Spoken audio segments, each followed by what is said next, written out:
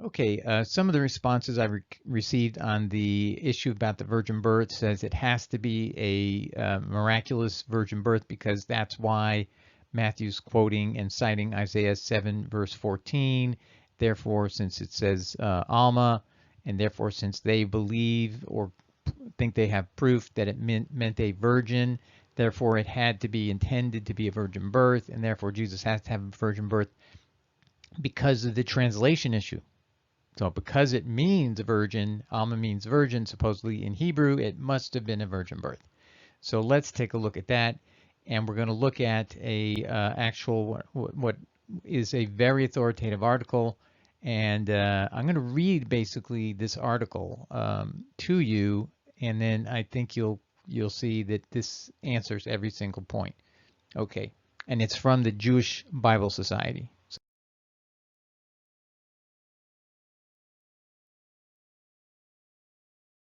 Okay, so this is a article from the Jewish Bible Society from 2013.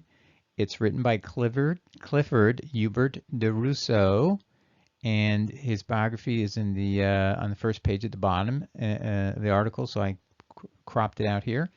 He taught Bible as literature courses at the University of Louisiana at Lafayette. He was a former member of the Chicago Bible Research Society and the Society of Biblical Literature.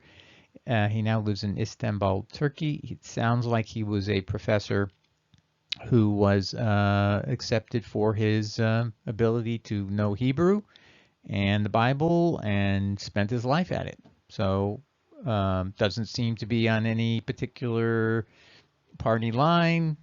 But his article is being published in the Jewish Bible Society, and it's about something he noticed in the New Testament he was reading, and he seems to me it's obvious he's a Christian. Okay, so this is Isaiah 7 verse 14b is the topic, and the title is Isaiah 7:14b in New Major Christian Bible Translations. This is Jewish Bible Quarterly, volume 41, number 3, in the year 2013, beginning at page 175. I'm going to do screen captures, and I'm going to try to mostly read. I will from time to time comment on what I think is the point of certain things. What I want to say is you're going to be surprised at the whole verse. It's not what you think. It's not what anyone really was paying any attention to, and he's going to make a point of that. That the mistakes that were made in reading this for so long are just actually kind of surprising and shocking. So there's something you learn every day. But let's start at the beginning. Recent major Christian Bible translations have finally admitted after nearly 2,000 years that Isaiah did not prophesy a virgin birth, or more precisely, a supernatural virginal conception of the Messiah. Beginning with the Revised Standard Version in 1952, followed by the Jerusalem Bible in 1966, the New English Bible in 1970, the New Jerusalem Bible in 1985, the Revised English Bible, the Good News Bible, and the New Revised Standard Version in 1989, and just recently, the New American Bible Revised Edition 2011, translators have decided that the time is right to reveal that Aquila, Theodotion, and Symmachus, who were Jewish and Judeo-Christian translators of the Hebrew scriptures into Greek in the 2nd century, were right in translating almah in Isaiah 7 verse 14b as neanis, Neanis, young woman. So translating into Greek, neanis means young woman, rather than parthenos, which in Greek means virgin. And thus, that Justin Martyr, Irenaeus, and Tertullian, who opposed the use of young woman, were wrong. So just want to make a footnote here is Aquila, Theodotion, and Symmachus are writing in the 200s, and they're all translating the Hebrew scripture into Greek. And I think Symmachus was the last, and he's considered the best, but he did have the benefit of seeing the two others. So they all agreed on that particular verse.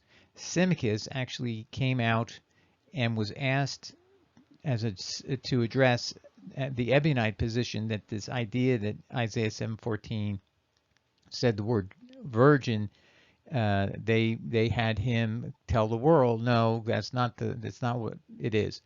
And So we'll get more into Symmachus another time, but I think that it actually could be a big question whether Isaiah 7:14 was actually in the original text. And so we don't have the complete, we don't have any record of what Symmachus actually said was wrong with the Greek Matthew, but there was something wrong with the Greek Matthew that was not present in the Hebrew Matthew, and that was the point of the Ebionites. It said this almah translation is wrong, but they might have also said this wasn't even in the Hebrew Matthew. So that's something to consider. We don't know exactly what was in the original Hebrew Matthew, but something was wrong. Symmachus was engaged on behalf of the Ebionite church. That means the church that had been James and the 12 apostles. Now we're talking about in the early 200s, so probably everyone's dead and gone. And so we have Symmachus talking with the new leadership and helping them to correct this problem that had become for them a serious issue, is people had gotten caught up in it and were promoting a virgin birth story, and the Ebionite church was rebelling against this and saying this is wrong. This is not what our Matthew says in some way or another, but we don't have absolute proof of what it was. We just know that at minimum we know Symmachus thought the translation of almah as virgin was wrong, and we're going to see, is there any doubt about that? Okay, so right up front, he's going to, in this second paragraph of his article, he's going to tell you 4 facts that are indisputable as we proceed that actually make his case. And it's kind of shocking he's going to explain them later, but just listen. Just be patient. You may not want to agree with it. It's not whether you want to agree with it or not. It's what is true. So let's see what his claims are and whether he can prove them.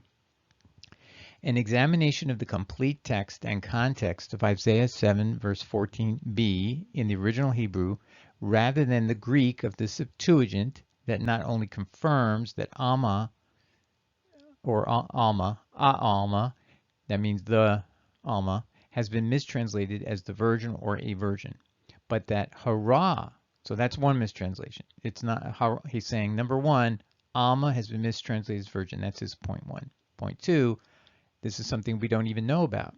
Harah has been mistranslated as well. We don't even know what he's talking about. What's harah? Wait to see. That's, to me, the key determinant question of this problem. Furthermore, it is clear that it is part of a near-time prophecy delivered at 734 before the Christian era about the imminent birth of a son to a then pregnant mother. So now we're going to learn the word harah meant this young woman was pregnant, and she shall give birth to a son, and she, the mother, will call his name Immanuel, and did in fact call his name Immanuel. Okay, who would call him, so let's continue with the text. It was about an imminent birth of a son to a then pregnant mother who would call her son Immanuel, which with us is El, who would be assigned to Ahaz and the house of Judah, that Rezin and Pekah would be soon defeated. Okay, so let's just do that. Okay, and then I wanted to explain this particular slide. So he's going to say some things, and then I'm going to point to what he's talking about. So here we go. As these new translations read it, Isaiah 7, verse 14b, is partly in implied present time. The first part of the first clause consists of a demonstrative particle and a definite article, a noun, and an adjective. So what does he mean by a demonstrative particle? You see the arrow going to the word look? So the word look is called a demonstrative particle. Then he says next is a definite article, and that's the word the.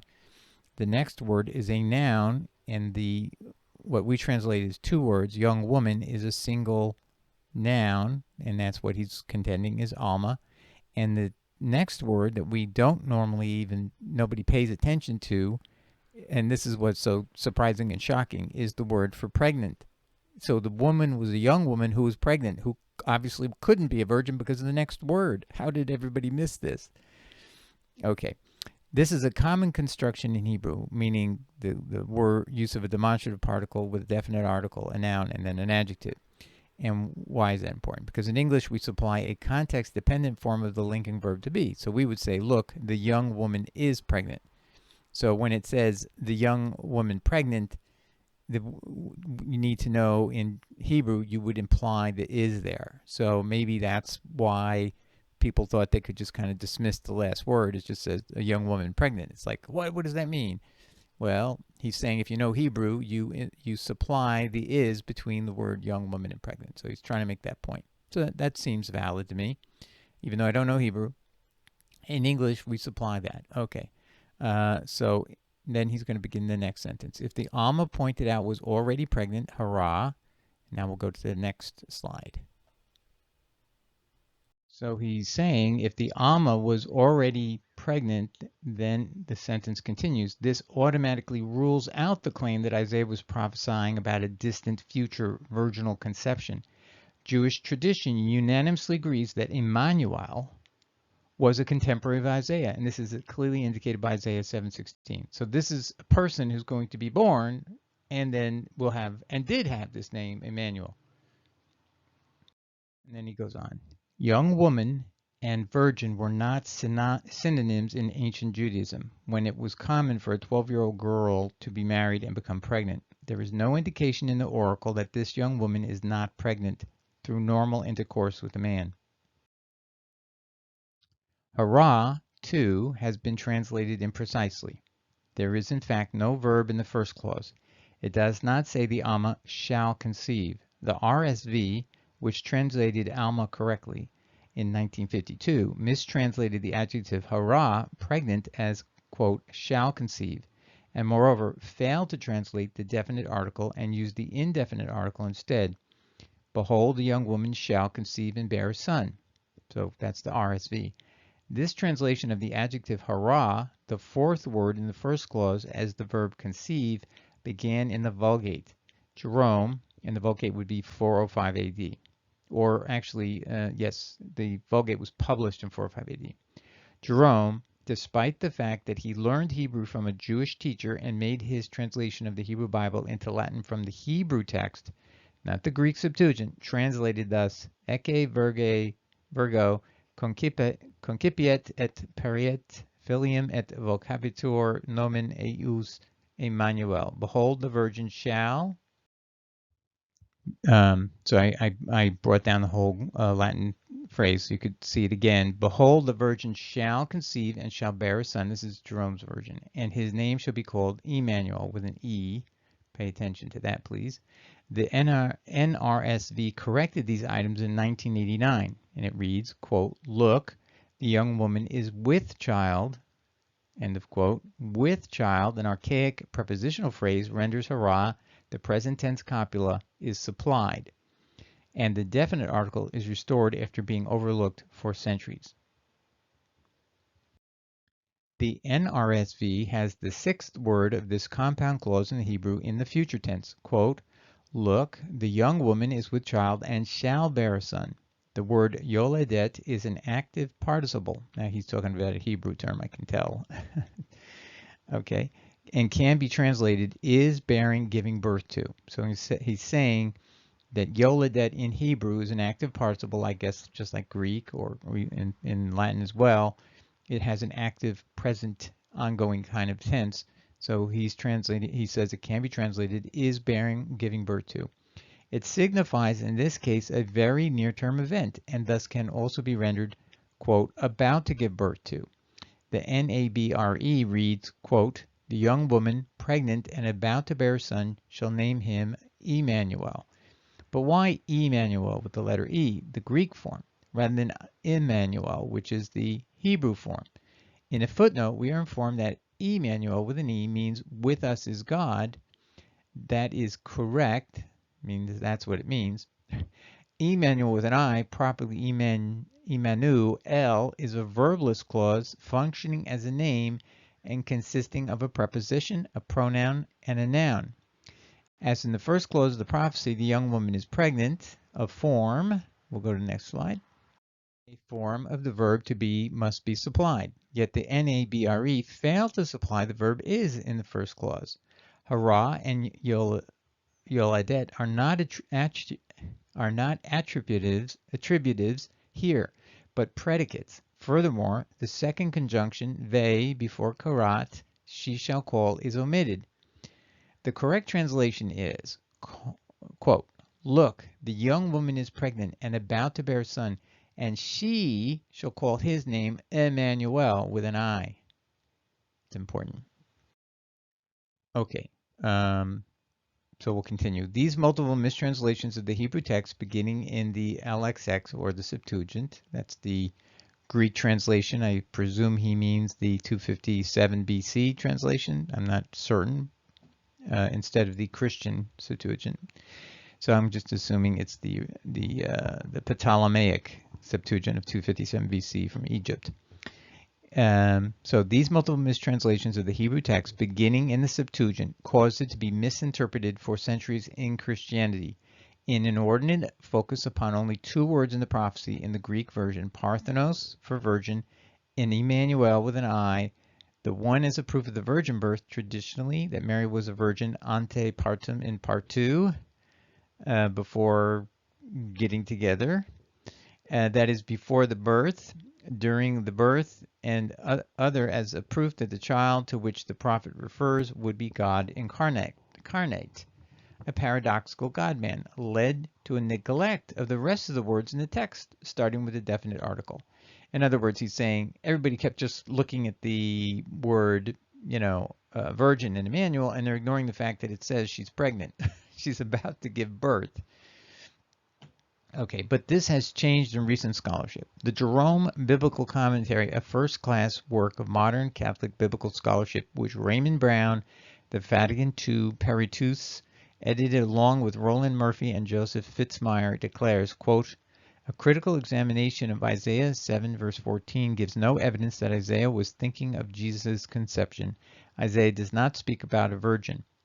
Now, I'm just going to say here, what did I say earlier? We do not know what the Hebrew Matthew actually had. We know that the Ebionite were outraged at what the Greek translator did to the Hebrew Matthew in the first translation, and maybe it was becoming very popular. So this was being, like I said, I think this is Marcion who had somebody translated it, and as a result of that translation, it was spread all around, and now the Ebionites are trying to chase these manuscripts around and have Symmachus tell the world, from town to town, tell everyone this was a false translation. But probably, and maybe they're also saying we didn't even have Isaiah 7:14 in our text. Why did he take the liberty of putting that in there and then mistranslating almah as parthenos and so on and so forth? So we just don't know what we don't know, and so we assume something that we don't absolutely know. Did the Hebrew Matthew actually have Isaiah 7:14 in it? Based on what I'm reading here, is if there was no possibility that this was somebody who was going to be a virgin, she's already pregnant, then why would Matthew be pointing at that even as a story? Except that the person was supposed to be someone important and famous. But this prophecy actually comes true or this prediction comes true during the next few verses or period of time from this point forward. There will be this person named Immanuel and so on.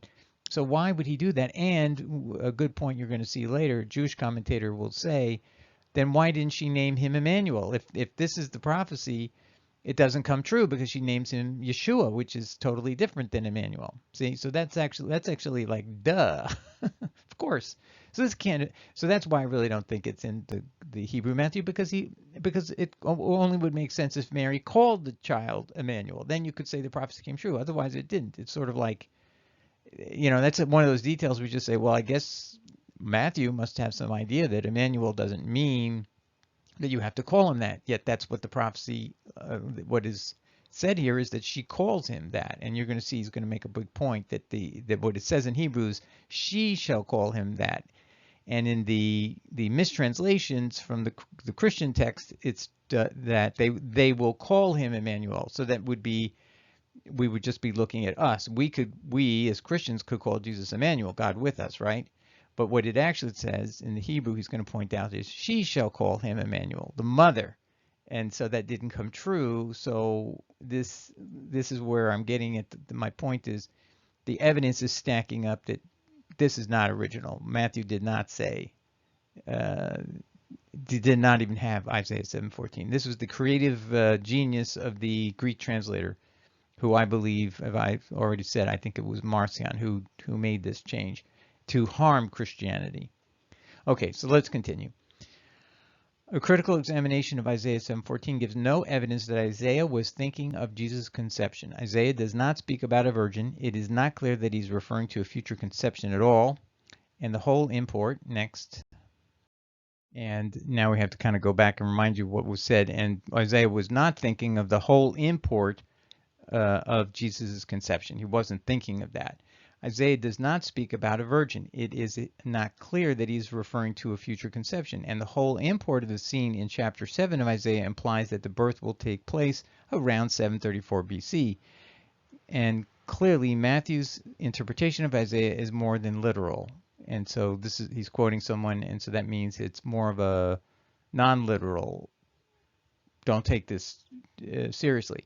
So I don't think that would be a legitimate prophecy, and I don't think Matthew would make such statements. So I think these factors all militate that the original Hebrew Matthew did not have this language of Isaiah 7:14 in it, and this was the creative genius of Marcion's agents, and that my belief is that's who corrupted our scripture here. Okay, the article continues. The later use of Isaiah 7 verse 14b by Matthew at 1 verses 22 to 23 was non-contextual and midrashic, meaning commentary, and based on the Greek Bible. So not based on Hebrew, but something about the Greek translations. It is not a sensus planeur, fuller sense of the Hebrew text. So it's not somebody trying to find meaning in the text. It's somebody to add something completely not in the Hebrew text. As Samuel Sandmel says in a Jewish understanding of the New Testament, quote, in all traditions, proof texting ignores the total context and plucks out a gratifying verse. And we've seen that, by the way, with our good friend Paul, where he goes to the Psalms and he'll say, there's none righteous, no, not one. And then he's going to say that's true of the entire human race for all time. And without even thinking about how is that going to impact Jesus. So he just proof text. And in context, there were the righteous versus those who were evil. So you can't pull things out of context and then say that's what it means. And there's some of that going on here with people, how people were reading the words without noting and paying attention to the fact that this woman, by an actual adjective, is pregnant already. The use of Isaiah 7 verse 14b by the translator of the Hebrew Gospel of Matthew is a pesher.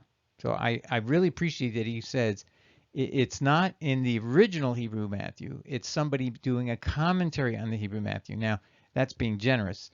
Is somebody has created another version of Matthew. It's a Greek version and has added this verse and has then added these stories about a virgin birth. That's what's really going on. But he's not going that far. He's just saying, he's assuming that Isaiah 7, that Matthew has Isaiah 7 verse 14, and then is making a commentary by adding these stories or whatever. But he's not attributing it to the Hebrew Matthew, because of course Matthew would make these mistakes because he knows that it's not a virgin. It's a young woman who's pregnant. All right, so let's start from the beginning. The use of Isaiah 7 verse 14b by the translator of the Hebrew Gospel Matthew is a pesher, commentary, not a peshat, a statement. That is, it is an oracular application of the verse to a contemporaneous event over 700 years after its fulfillment. Okay, so it's somebody trying to apply something that's already been fulfilled and apply it somehow.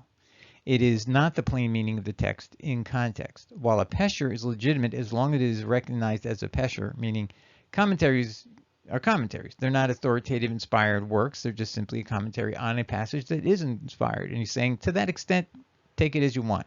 But it's not, and then he's going to say, but it is illegitimate once the pesher is considered the peshat. So you can't turn a commentary into actual fact. So what I would say is what we really have is we have somebody who's added illicitly to make look like it was in the text originally this reference to Isaiah 7 verse 14, and it wasn't there because it doesn't make sense.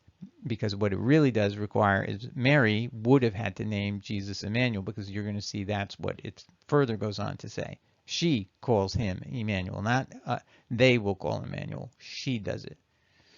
Okay, this is what happened in Christian literature with Isaiah 7 verse 14b. And now he's going to show us something we need to know. We need to know that there, at the time where this comes up and is created around 200 AD, is there are it's a common theme of pagan literature to have these virgin birth situations. So we need to know about that, because if it'll help us get a frame of reference. These ideas would not come out of a Jewish culture, but out of pagan people, and that would perfectly fit Marcion. Christianity's Isaiah 7 verse 14b Septuagint-supported virgin birth narratives contended with antecedent analogues and Jewish and Roman objections. See Justin Dialogue with Trypho, 67.2, 70.5, and so on. The account of the conception of Plato by his virgin mother Perictione through Apollo, as related by Diogenes Laertius in Lives and Opinions of the Eminent Philosophers, 3.2, is a Greek parallel to the Matthean conception story. So basically you have another similar story, and it's about Plato, a very famous person. And Justin is writing right around the time we're talking about, the same era. Like he's around 160, and this is occurring around probably 200. It opens with a genealogy to indicate his distinguished family of Plato, his family line, and then merely by implication points to Apollo as the father of Plato. The legend of the virginal conception of Perictione, the mother of Plato, is also found in Apuleius de Platone and so on, and in Plutarch. So this was Plato was made a very special human being because he had a virgin birth in these stories. So this would be like putting Jesus up with Plato. So that would be the immediate impact. And these are contemporary writings. So they're circulating at the time the virgin birth account is first appearing. It appears to be the first time it's appearing in the Greek translation of the Hebrew Matthew, to the outrage of the Ebionites of that era. And I want to keep emphasizing that, because the reaction was immediate, and they engaged Symmachus to stop this, and just tell the world this translation is wrong. That's as much as we absolutely know they told the world. But they could have been also saying it's not, we didn't even have this language in our Hebrew Matthew. Okay, and he's also going to point out that Justin Martyr, he was about 160 AD. He indicates in Dialogue with Trypho at paragraph 48 that there were Christians even in his day who did not accept the pesher found in the Greek translation of the Hebrew Gospel of Matthew, produced, as Jerome tells us, Lives of Illustrious Men by an unknown translator.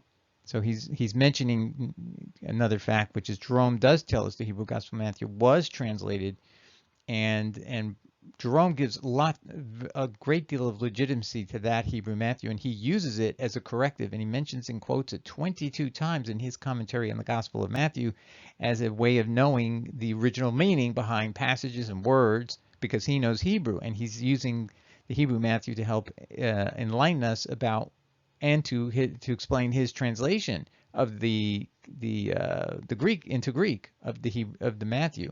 So you can just see that he thinks it's valid. But anyway, the point here is that Justin Martyr is saying that there was the Christians in his day who did not accept the commentary found in the Greek translation. So Justin even himself thought it was a translation of the Hebrew Matthew, and was telling people that people were not accepting this idea of a virgin birth from the Greek translation of the Hebrew Matthew. So this is a known problem that was going on in his time period. And then he does point out, and then in his dialogue he mentions this situation where there are some people, meaning the Ebion, we're going to see, who don't accept that there's a virgin birth. So he says in the quote that this author gives, "For there are some of our race," meaning Jewish people, "my friends, who admit that he is the anointed one, Messiah, while holding him to be a man of men. This view was held by Theodotion and Symmachus, but it was later anathematized," meaning it was cursed anathema by the Roman Catholic Church. So their views, even though they were translators, Theodotion was a translator. By the way, he used to be a Marcionite, so I think it's very interesting. He was a Marcionite, translated the Hebrew Bible into Greek. He went from being a Marcionite, not to be a Christian, but to become back to be a Jew. So yeah, I think it's, and by the way, he could have been the translator helping Marcion to do exactly what I've been saying, turn the Hebrew Matthew into a book that would have these two bombs in it, the virgin birth and the reference to Jeconia in the line. So I was thinking he could be the one who would be most likely to have done it. But he translated the 7:14, Isaiah 7:14 is almah into young woman. So did Symmachus. Okay, and then I went to the book Dialogue with Tryphon. I got the same text, so he is correctly quoting from Justin Martyr. Okay, so he goes on. The Roman Catholic translators of the New American Bible, 1970, knew over 40 years ago the truth about Isaiah 7, verse 14b. It's Raymond Brown openly admitted, but in a small footnote in 1977 in his magisterial and monumental work on Matthew 1-2 and Luke 1-2, quote, the reading virgin was imposed by a decision of the American bishops on the reluctant Catholic translators of the NAB. They finally gave a green light and a nihil obstat and imprimatur to young woman in 2011. So it basically, you can see the Catholic Church can tell their translators you can't do certain things, even though it's correct. But now they finally gave in. And the footnote there is at the bottom of the page. And I think the next sentence, this is most important, because people get this idea that truth is just simply arbitrary. But he's going to say just the way it is. Alma as young woman is not a non-Christian or Jewish translation. It is the correct translation. Lexicography confirms it. This is the plain meaning of the word alma, as found in Proverbs 30, verse 19. The way of a man with a young woman, alma, Masoretic text, neanis in the Septuagint, referring to sexual intimacy and proving it need not connote virgin. There is only one word for virgin in Hebrew, and that's betula. And Isaiah did not use it. Christianity has now honestly admitted what even Jerome knew but dared not to admit into the Vulgate. We'll see that very important quote. He's footnote 4. I'll show it to you in the next slide. As the NABRE puts it succinctly in a note, quote, Hebrew alma designates a young woman of marriageable age without specific reference to virginity. The Septuagint translated the Hebrew term as parthenos, which normally does mean virgin, and this translation underlies Matthew 1:23, meaning in the what appears to be, according to the Ebion, a corrupted version of Matthew 1, verse 23 that outraged them. I want to keep emphasizing they were outraged and did everything they could to fight this transmission that they thought was illicit and improper translation of Isaiah 7:14 that then perpetuated this idea of a virgin birth. So they were like upset to the hilt. And then they got condemned as heretics for it and anathematized gradually. By the time of Constantine, they were now anathematized and all their works had to be destroyed.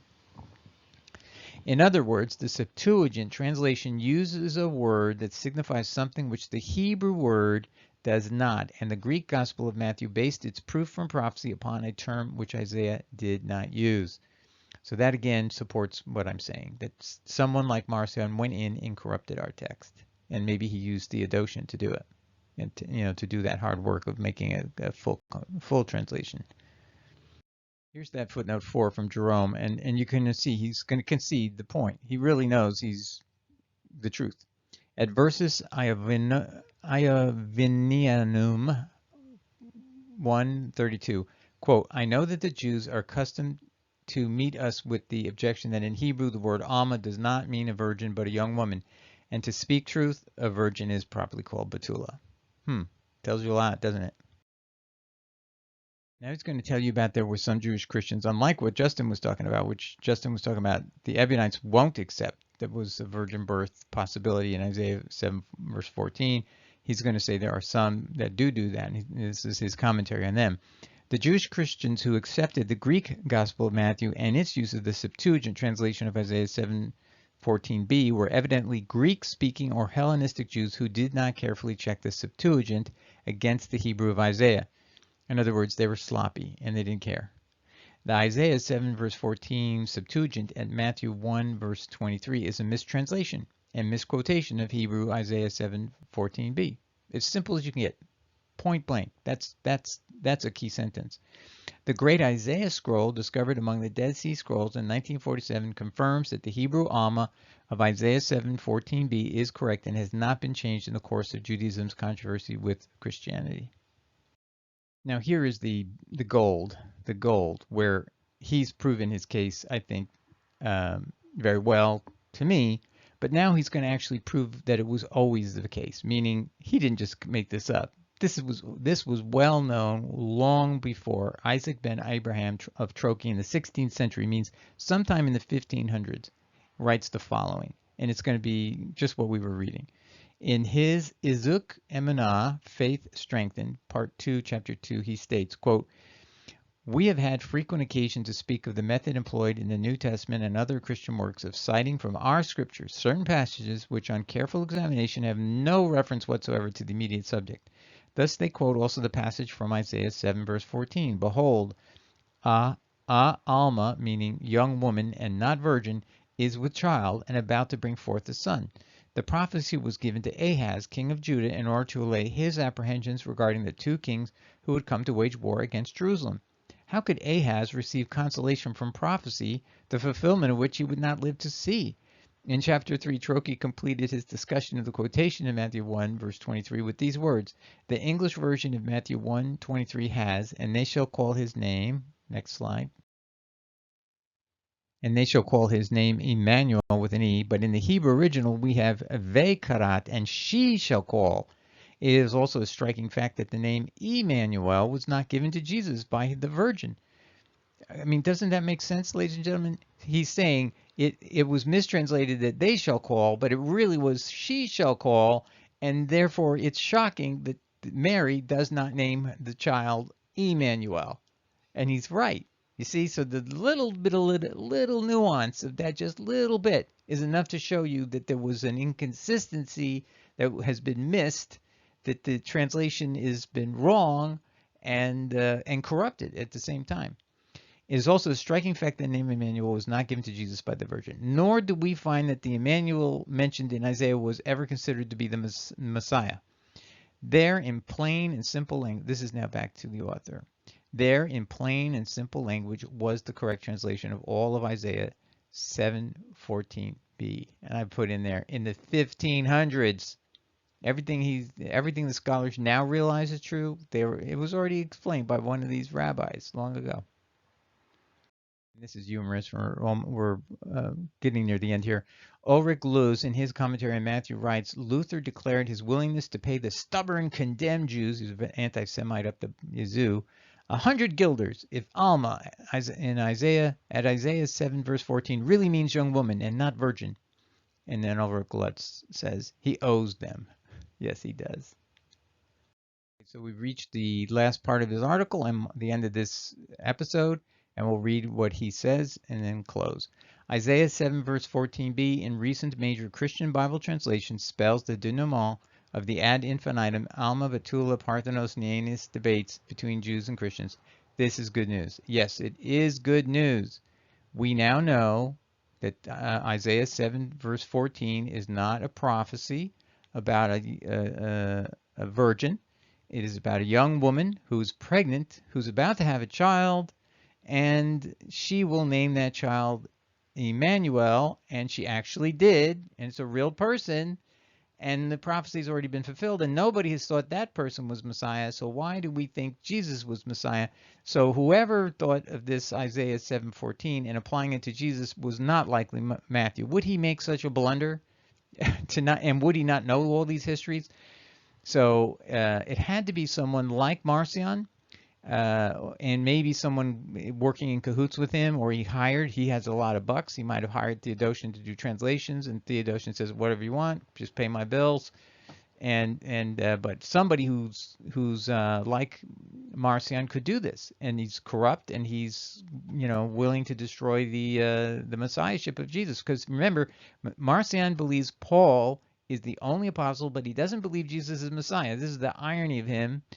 And so it's not the same. It's not like you couldn't even call what he's teaching as Christianity. It's pure Paulianity. Everything Paul says is like gospel truth. That's the way to be saved. And we have a new God. It's not Yahweh. It's the God the Father, who's the good God, and Yahweh's in Sheol. So anyway, point is this. Somebody else came up with Isaiah 7:14. I don't believe it was Matthew. So that's just my surmise from all of this. Our Matthew could not make all these mistakes. Yes, we could see bias and ridiculous interpretations and all kinds of arguments about this, wasting people's time. Just to go ask a good Jewish translator, what's the right meaning? And we would have had the answer. And this has been resolved. The Jewish people have known this is absurd for centuries. From the beginning, from the Ebionites all the way to the present time, that we've been fighting and fussing over something that is ridiculous. And they knew all along. Almah is a young woman, and that's it. Betula is a virgin. Had he meant virgin, would have said that. And more important, they can see the next couple of words. It says pregnant. She's already pregnant. And she's going to have a child, and she's going to name it Immanuel. And she did. And then prophecy's over and done with. And nobody said that guy, Immanuel, who was a contemporary of Isaiah, was the Messiah. So this wasn't even a messianic passage, and it was no miracle at all.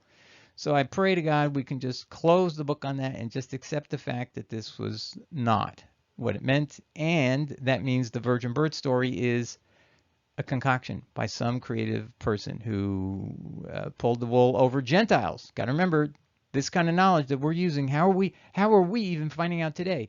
You've got to go back to the people who know. We've got to go back to the Jewish people. They know what the word means on the page.